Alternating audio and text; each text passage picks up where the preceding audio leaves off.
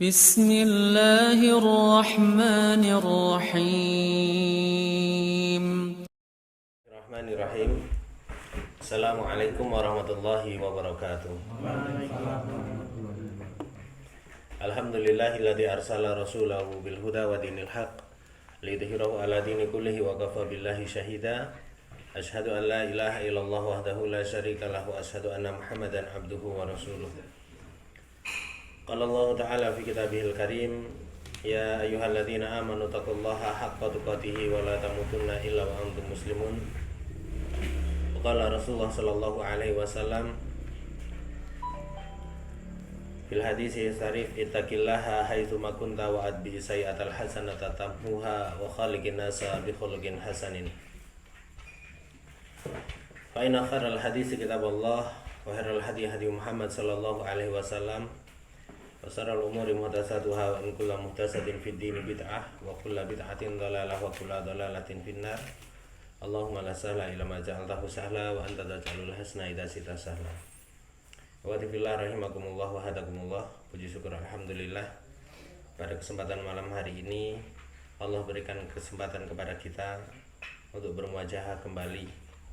Meskipun mungkin di antara kita ada yang udzur, mungkin di antara kita harus membatasi aktivitas ataupun berkumpul dengan yang lainnya, karena itu memang suatu bentuk ketaatan kita, ya, kita menghormati sebagaimana orang-orang yang mempunyai ilmu, kapasitas dalam hal ini. Mereka lebih paham tentang kita harus bersikap apa dalam kondisi wabah yang sedang menjangkiti di negeri kita. Wa ta'ala rahimakumullah. Salawat dan juga salam semoga tetap tercurah atas junjungan kita Nabi Allah Muhammad sallallahu alaihi wasallam sebagai pemandu kita dalam kebaikan, sebagai uswah, ya, sebagai teladan baik dalam perkara yang ringan, bahkan dalam urusan tata negara, bahkan dalam perkara memimpin sebuah pasukan dalam peperangan. Namun Nabi Shallallahu Alaihi Wasallam juga menyarankan bahwa salah satu ciri seorang mukmin itu, di antara cabang-cabang keimanan ada 70 cabang. Cabang yang paling ringan adalah menyingkirkan rintangan dari jalan. Ya, maka jamaah rahimakumullah, kalau hari ini kemudian kaum muslimin banyak disudutkan, banyak dikatakan mereka sholat 5 waktunya aktif di masjid, mereka kajiannya rutin, ada rutinitas hafalan Al-Quran, kemudian mereka disudutkan, diidentikan dengan orang-orang yang harus dijauhi, ya, radikal, teroris dan lain sebagainya. Maka kemudian Allah Subhanahu wa taala mengambil alih bahwa hari ini bukan orang yang mereka menjalankan ibadah mereka dengan total itu yang harus dijauhi, tapi orang-orang yang terjangkiti oleh penyakit, ya, seperti itu. Ini Allah memberikan pelajaran kepada kita, ya. Jamaah rahimakumullah. Namun kita tidak diperkenanan juga berlebihan dalam menyikapi hal ini, bahwa sesungguhnya Allah Subhanahu wa taala selain menciptakan kita makhluk yang bertubuh besar-besar ini, Allah juga menciptakan makhluk yang tidak bisa dilihat oleh mata, seperti virus. Dan virus itu juga mereka sebenarnya diciptakan oleh Allah itu, mereka juga ingin hidup. Tidak ada niat dalam benaknya corona itu untuk membunuh manusia, tidak ada. Ya, mereka hanya menjalankan tugas mereka, bahwa mereka itu mempunyai inang kehidupan mereka itu tidak bisa lepas dari makhluk yang lain. Mereka hidupnya di bakteri, bakteri itu hidupnya di manusia, yaitu makanya ada probiotik, ada bakteri baik, ada bakteri jahat. Bakteri yang baik itu bakteri yang tidak mengandung virus. Bakteri yang jahat itu adalah bakteri yang ditumpangi oleh virus yang jahat. Maka virus itu tidak bisa berkembang tanpa adanya bakteri. Ini kuasa Allah Subhanahu wa taala. Maka ihwatifillah, kalau hari ini ada yang sampai menimbun hand sanitizer dan lain sebagainya, kemudian mereka berlebihan dalam menggunakannya, itu juga tidak baik dari segi kesehatan. Ya, karena Allah Subhanahu wa taala menciptakan tubuh kita itu sekian persennya itu, ya, karena saya bukan orang medis, ya, pokoknya sekian persennya itu jumlahnya banyak. Dan konon fases itu, kotoran manusia yang keluar itu 60 atau 70 persennya adalah bakteri, 30 persennya adalah sisa makanan. Maka persentasenya besar bakteri itu dalam tubuh manusia. Dari ujung lidah kita, dari telapak tangan kita yang tidak bisa kita lihat, itu semua itu hidup bakteri. Nah, kalau kemudian kita menggunakan alkohol 70% ke atas, hand sanitizer, kuman-kuman yang bakteri-bakteri yang baik juga ikut mati, maka pertahanan tubuh kita menjadi kurang.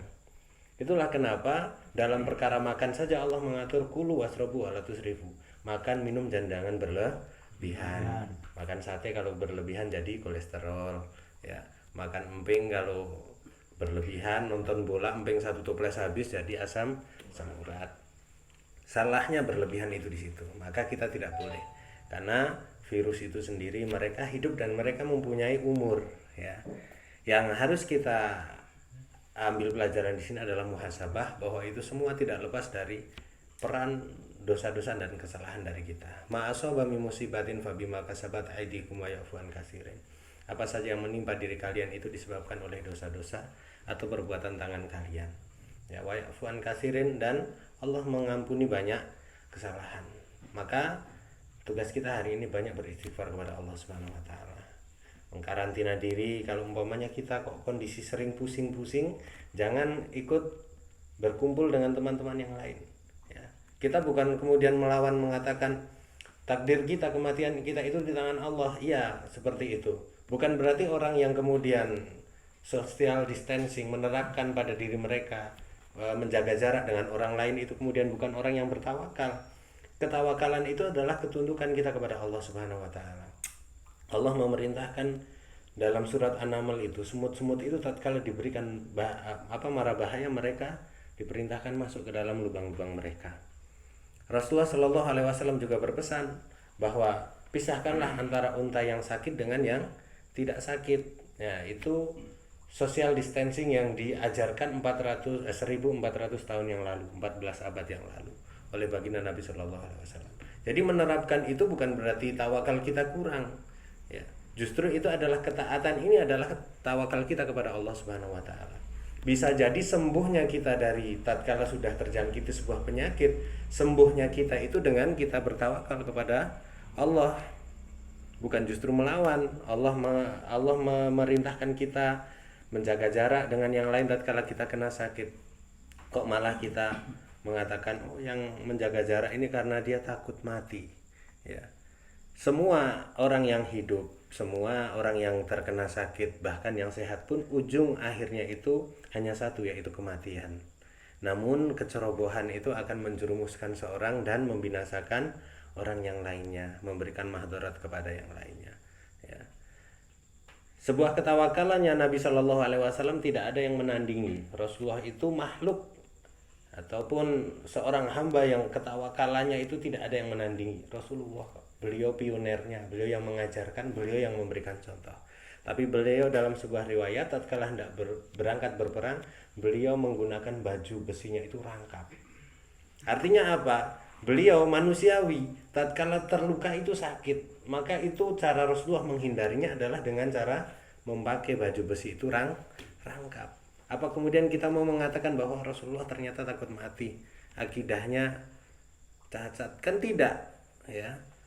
Karena apa? Bisa jadi bukan kita yang tertular, tapi kita yang sudah terinfeksi dan kita menularkan kepada orang lain. Khawatirnya di situ. Maka ikhwati fillah rahimakumullah, itu sudah dicontohkan, ya. Maka kalau hari ini pemerintahan kita dari pihak dinas kesehatan dan lain sebagainya menyarankan kalau kita ada indikasi-indikasi sakit meriang itu pun usahakan jaga jarak dengan orang lain. Ini adalah satu langkah yang dicontohkan dalam Islam dan hari ini baru diajarkan. Hari ini orang-orang sudah mulai mengatakan kalau bersin tutup mulut, ya. Padahal itu Rasulullah sudah mengajarkan 1400 tahun yang lalu, dan itu tidak diindahkan. Hari ini orang baru ingat, baru diajarkan. Betapa hari ini orang di masjid itu, kalau dulu orang kentut itu orang minggir semua, sekarang kentut itu lebih dihargai daripada batuk, ya kan? Orang di masjid batuk-batuk sekarang minggir semua, gitu kan? Kalau kentut masih ada toleransi ya. Maka ada kalanya kentut itu dihinakan, ada kalanya kentut itu nanti dimuliakan ya. Masya Allah. Fatifillah rahimakumullah. Kita lanjutkan materi tentang Minhajul Hayah. Hari ini kita membahas tentang kitab Minhajul Hayah. Dalam sebuah hadis yang diriwayatkan oleh Imam Tirmidzi, Rasulullah Shallallahu Alaihi Wasallam bersabda, maukah kalian aku tunjukkan orang yang terbaik di antara kalian dan orang yang terburuk di antara kalian? Ya. Orang yang terbaik di antara kalian adalah orang yang orang lain selalu menaruh harapan akan kebaikannya dan yang tidak pernah dikhawatirkan akan perbuatan jahatnya. Itu orang baik. Kondisinya seperti apapun kita, kondisi kita pintar, kondisi kita kaya atau sebaliknya, tatkala kemudian orang itu tatkala datang kepada kita mengharapkan, pasti kalau kita datang ke Pak A ini orangnya baik dia. Yang dibicarakan itu perkara-perkara yang bisa menumbuhkan ruh, menumbuhkan jiwa, nasihatnya enak. Ini orang baik ya. Kemudian tidak dikhawatirkan akan berbuat jahat ya. Itu tadi kebaikan. Sedangkan orang yang buruk di antara kalian adalah seorang yang orang lain tidak memiliki lagi harapan kepadanya untuk berbuat baik. Nah, ini kalau orang ini datang musibah ini. Ini orang yang jahat. Meskipun mukanya imut-imut, lucu, putih, ganteng, cantik gitu ya. Tapi begitu dia datang, kalau ini datang udahlah gitu ya. Orang sudah tahu begitu dia datang pasti membawa keburukan dan selalu mengkhawatirkan akan perbuatan jahatnya. Tiap berkunjung yang dikunjungi kok kehilangan uang.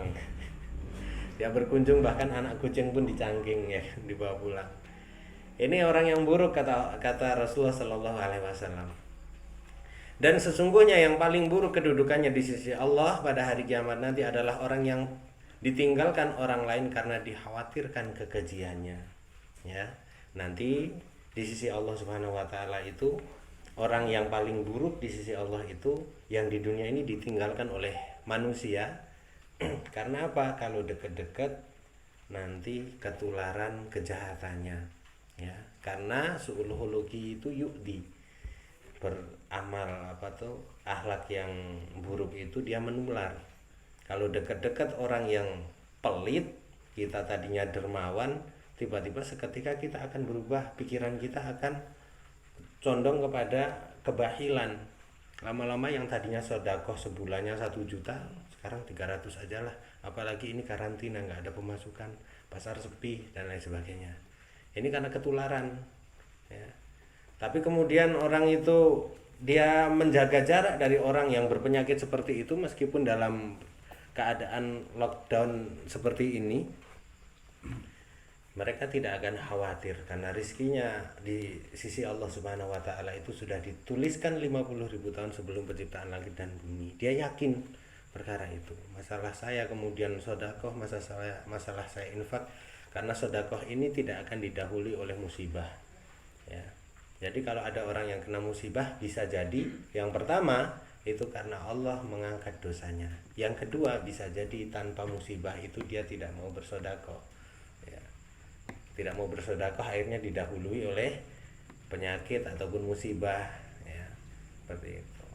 Maka jamaah rahimakumullah ya, tatkala kemudian kita memiliki suatu keunggulan dibandingkan orang lain, apa yang kita miliki dari segi ilmu, dari segi harta, dari segi postur mungkin lebih tinggi dari orang lain, badannya lebih besar dari orang lain, ilmunya lebih banyak, maka kita bisa menjaga diri dari perbuatan keji ya. Kalau umpamanya hari ini kita berbuat baik kok orang lain menjauhi kita ya, karena mungkin orang itu belum tersentuh hidayah atau mungkin cara dakwah kita yang memang belum sampai ya. Dimana Rasulullah Shallallahu Alaihi Wasallam menerapkan cara dakwah yang lembut, yang baik, yang santun ya. Dulu para sahabat Nabi Shallallahu Alaihi Wasallam mereka sholatnya juga sebagaimana sholatnya anak-anak kita. Kita lihat umpamanya waktu di sholat kita ada anak-anak MDA itu, mereka masih wudhu, imamnya sudah habis 1 rakaat. Begitu mereka masuk, imam sudah masuk rakaat ketiga. Akhirnya mereka begitu takbir langsung ngebut ya kan, langsung gigi 3, rukuk, sujud, berdiri lagi, rukuk, sujud, berdiri lagi, ngejar akhirnya imamnya yang ketinggalan ya. Imamnya baru mau rakaat 4, yang di belakang sudah salam duluan. Dulu sahabat ada yang demikian, ya ada ya. Tapi kemudian Rasulullah tidak mengajarinya, sehingga sampai Rasulullah Shallallahu Alaihi Wasallam mengajarkan mereka secara perlahan dan bertahap.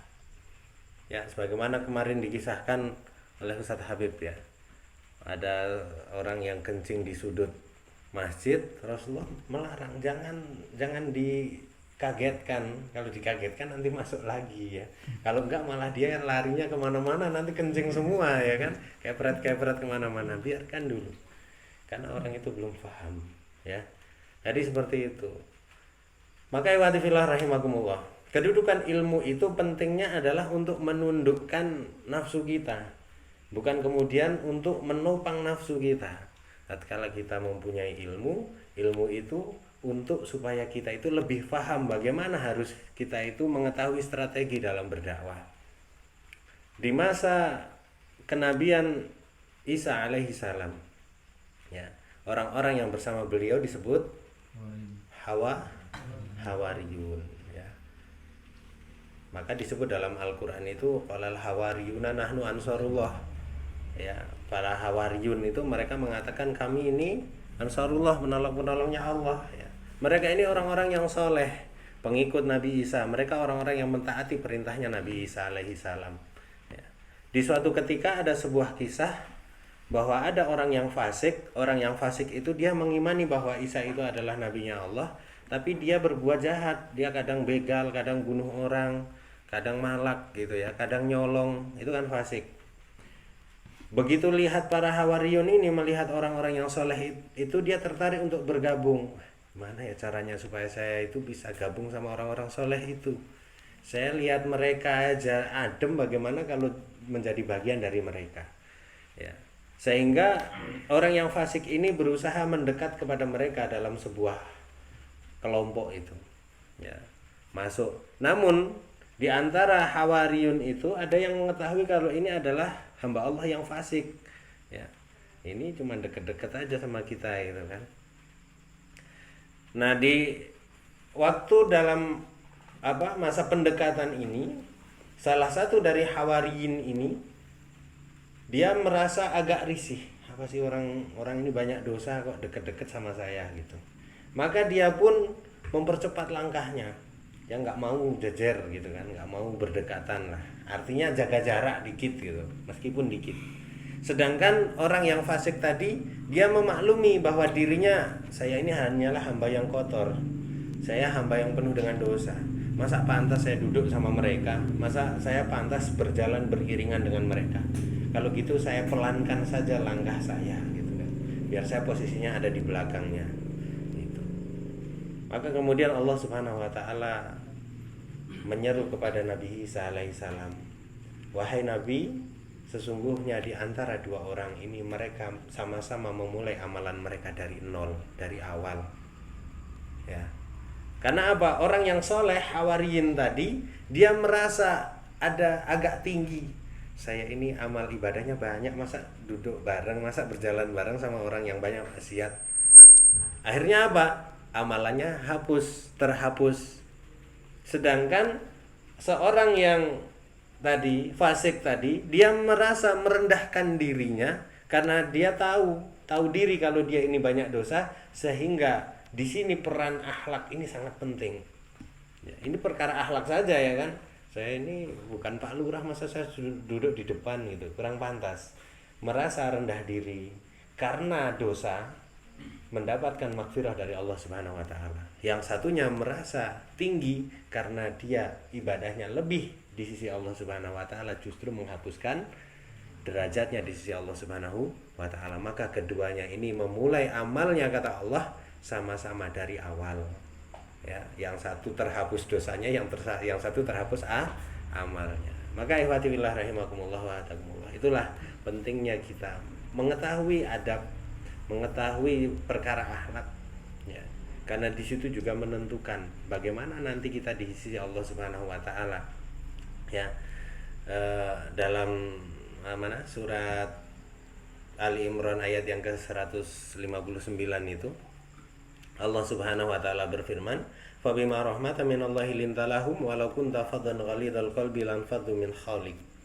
Maka berkat rahmat Allah engkau Muhammad berlaku lemah lembut kepada mereka. Sekiranya engkau bersikap kasar dan berkeras hati, tentulah mereka menjauhkan diri dari sekitarmu.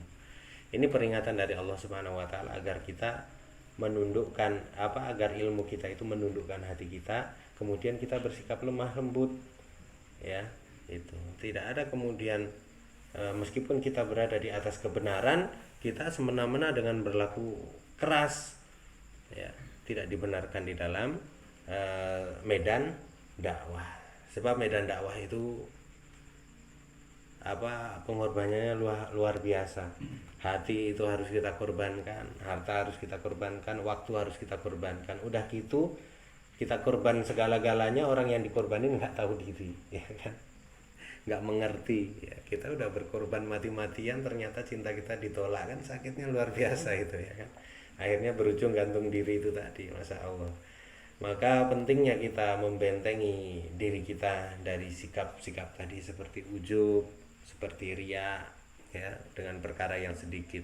Apalagi Rasulullah Shallallahu Alaihi Wasallam bersabda, ya, la yadkhulul jannata man kana fi qalbihi misqalu dzarratin min kibar.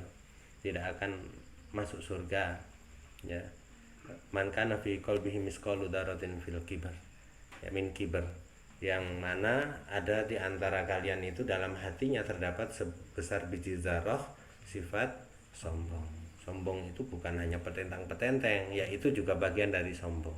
Makna sombong secara luas yaitu batarul haq wa ghamdun nasi, ya. Dia menolak kebenaran, ya. Menolak kebenaran, contohnya saya ambil contoh simpel aja. Kenapa kok abang ini jenggotan? Ya, ini perintah Nabi, ya. Ini adalah ketaatan. Orang yang nggak tumbuh ya nggak usah dipaksa ditumbuh-tumbuhkan, beli obat kesana kemari, nggak perlu, ya. Wah, itu karena ini adalah ketaatan, dan menolaknya karena ini adalah syariat, maka itu adalah sebuah kesombongan. Meskipun orangnya ini lemah lembut, aku nggak mau jenggotan, itunya kan lemah lembut, ya. Bukan nggak petentang-petenteng dari mana ini syariatnya jenggot dan lain sebagainya, enggak, ya. Dia lemah lembut, santun, tapi menolak, itu juga namanya sombong. Wa ghamtun nas, dan meremehkan manusia. Baju saya lebih halus daripada baju orang lain, kemudian saya merasa pede, gitu, ya. Itu juga bagian dari kesombongan. Nah, kalau sampai kemudian sombong ini menghinggapi tubuh kita, menghinggapi hati kita, ini penyakit yang harus kita waspadai, ya. Corona itu bablas lewat, ya, karena bisa jadi orang yang mati karena virus corona itu bisa jadi dia ditempatkan di surga. Tapi orang yang mati hatinya padahal dia masih hidup jasadnya, yaitu tadi layat khulul jannata, tidak akan masuk surga. Jadi penting mana matinya jiwa sama matinya raga kita itu. Yang harus kita waspadai adalah matinya hati. Sebab kalau hati itu sudah mati, raga kita masih hidup aja udah dianggap tidak ada, ya. Wujudihi ka'adamihi, adanya itu sama dengan nggak adanya, ya. Kita dianggap demit, ya. Nggak penting keberadaan kita itu kalau hati kita ini sudah mati. Kebenaran datang kepada kita, kita tolak. Tapi kita waktu sholat, ihdinas siratal mustaqim, ya Allah berikanlah kami jalan petunjuk yang lurus, ya. Begitu ada orang datang kepadanya ngasih nasihat, kau ini baru belajar kemarin aja ngasih nasihat. Ini dia meminta hidayah kepada Allah, begitu Allah datangkan hidayah kepadanya, wasilah hidayah, dia tolak. Karena apa? Hatinya sudah mati. Maka secara filosofi ada seekor ikan itu ibarat iman atau hati yang masih hidup itu ibarat ikan yang ada di dalam lautan. Meskipun dia hidup di dalam laut, yang laut itu airnya asin tapi dagingnya tidak asin. Meskipun ikan itu sebesar paus ataupun sampai ikan teri, kan nggak ada yang asin kalau kita makan mentah. Namun kalau hati itu sudah mati, ya, ikan itu sudah mati, ditaruh garam di atasnya, meskipun hanya 1 sendok jadi dia ikan asin, ya. Itu kalau hati itu hidup ibarat ikan, meskipun dia di tengah-tengah kotoran, meskipun dia berada di tengah-tengah air yang asin, tidak akan mempengaruhi dirinya menjadi asin. Tapi kalau hati itu seperti ikan yang sudah mati, nggak perlu sampai 1 ember atau 1 gayung, cukup 2 sendok saja bisa mengasini, mempengaruhi dirinya. Cukup dengan perkara yang kecil saja bisa mengombang-ambingkan pendiriannya. Hari ini A, besok B. Ya, wa idza khalau ila sayatinihim qalu innama akum innama nahnu mustahziun. Ya, sesungguhnya aku kesana itu kemarin cuma main-main aja, aku ini temannya kalian. Jadi kemunafikan itu udah muncul kalau hati itu udah mati. Sama si ini bela si ini, sama si ini bela si ini, akhirnya adu domba. Pokoknya orang-orang munafik tipikalnya seperti itulah. Nanti insya Allah ada pembahasan khusus mungkin kalau nyampe ya. Maka ya fillah rahimakumullah wa hadakumullah, senantiasa berdoa kepada Allah Subhanahu wa taala dari perkara yang dapat mematikan raga kita dalam keadaan hina, dan juga tentunya hati kita ya. Sebab orang itu akan dihargai meskipun jiwanya sudah raganya sudah tidak bisa apa-apa, namun hatinya ini masih hidup. Orang akan datang kepadanya, segan kepadanya, meminta nasihat, meminta doa kepadanya. Namun orang yang hatinya itu sudah mati, bahkan raganya sehat pun orang tidak mau mendekati dirinya karena tadi khawatir akan kemahdaratannya ya. Seperti itu. Lebih dari itu, sesungguhnya manusia yang paling buruk itu adalah orang yang dihormati karena dikhawatirkan kejahatan mereka. Kita menghormati seseorang, ini lebih hina lagi orangnya. Dalam hadis yang diriwayatkan oleh Ang-Mundhiri, berkata salah satu sanad yang dipakai At-Tabrani, para perawinya siqah, dan hadis ini dinyatakan hasan oleh Al-Albani ya. Di situ disebutkan bahwa orang yang paling buruk adalah orang yang dihormati. Namun kita menghormati mereka itu karena mereka kalau kita tidak menghormatinya akan berbuat jahat. Ya. Umpamanya sama orang kaya, kita rumahnya di belakang orang kaya. Kalau kita nggak menghormati mereka, kalau kita nggak ngalah sama mereka, jalan ke rumah kita ditutup, ya kan? Jadi kita menghormatinya karena terpaksa, artinya seperti itu. Kita menghormati, maaf, di jalan ada Pak Polisi, kita ngebel, din nunduk-nunduk, karena apa? Takut kalau nggak kayak gitu ditilang, ya kan?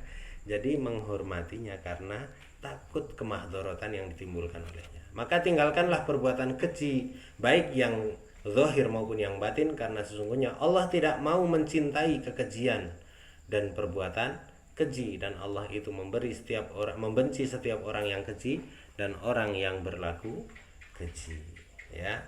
Wa rahimakumullah ya, itu sedikit sebagai nutrisi kita pada malam hari ini ya. Semoga kemudian kita bisa lebih bersikap cermat ya.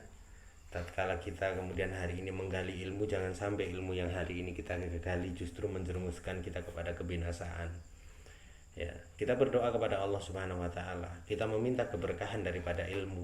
Ya, keberkahan karena ilmu itu akan memberikan syafaat sebagaimana Al-Qur'an, sebagaimana Rasulullah ya, dan perkara-perkara yang dapat memberikan syafaat. Kalau syafaatnya Nabi Shallallahu alaihi wasallam dan orang-orang soleh itu mengeluarkan seorang dari neraka. Kita masuk neraka, kita mendapatkan syafaat Rasulullah. Rasulullah mengangkat kita dari neraka, memasukkan ke telaganya dan dimasukkan ke dalam surganya. Itu syafaatnya Nabi Shallallahu alaihi wasallam. Ya, di pekan kemarin kita bahas bahwa syafaat dari saudara-saudara kita yang soleh juga demikian. Tatkala kita dulu di dunia banyak perbuatan dosa, akhirnya kita masuk ke dalam neraka. Ada seorang dari teman kita yang soleh, kemudian dia diberikan kesempatan oleh Allah untuk memberikan syafaat. Dia mengangkat kita dari neraka, kemudian menyelamatkan dan memasukkannya ke dalam surga. Namun beda dengan ilmu, namun beda dengan Al-Quran. Syafaatnya Al-Quran itu adalah menghalangi seorang hamba itu dari api neraka. Belum sampai masuk neraka diselamatkan. Al-Quran mengatakan, ya Allah, kalau saya kemudian ditanya ataupun dipukul oleh malaikat yang menanya di dalam kubur, maka sesungguhnya aku pun ikut merasakannya. Maka kemudian Allah memberikan keringanan. Nah, itu syafaatnya Al-Quran itu seperti itu, menghalangi sebelum orang itu masuk ke dalam neraka. Ya, Masya Allah. Jadi beda syafaat, beda perannya ya. Perannya seperti itu. Maka kita mempunyai motivasi kalau bisa mendapatkan syafaat sebagaimana syafaatnya Al-Quran. Banyak-banyak menghafal Al-Quran. Ya, Iqra'ul Qur'ana fa innahu ya'ti yaumal qiyamah syafi'an li ashabihi. Ya, bacalah Al-Qur'an meskipun dalam keadaan kita kesusahan, kepayahan, meskipun dalam waktu yang sangat sedikit. Bisanya cuman habis duhur 10 menit, habis maghrib 10 menit, meskipun hanya seperti itu. Fa innahu ya'ti yaumal qiyamah, karena dia nanti yang akan datang yang 10 menit itu. Syafi'an, menjadi syafaat li ashabihi, bagi orang yang membacanya. Kalau kita bacanya nunggu Ramadan aja, ya kalau pas itu diterima, ya kan. Kalau memburu pas Ramadan itu biasanya burunya buru target. Tapi kalau kita di waktu-waktu tidak diketahui oleh manusia ini, burunya buru ridha Allahnya temenanan biasanya, kan seperti itu. Apalagi pas terlilit hutang, biasanya khusyuk, jangan ganggu. Itu lagi baca jangan ganggu karena lagi terlilit hutang, ya. Masyaallah. Alhamdulillah rahimakumullah, sedikit inilah yang dapat saya sampaikan karena ada musyawarah yang harus kita selesaikan, ya. Kurang lebihnya mohon maaf yang sebesar-besarnya. Billahi taufiq wal hidayah. Assalamualaikum warahmatullahi wabarakatuh.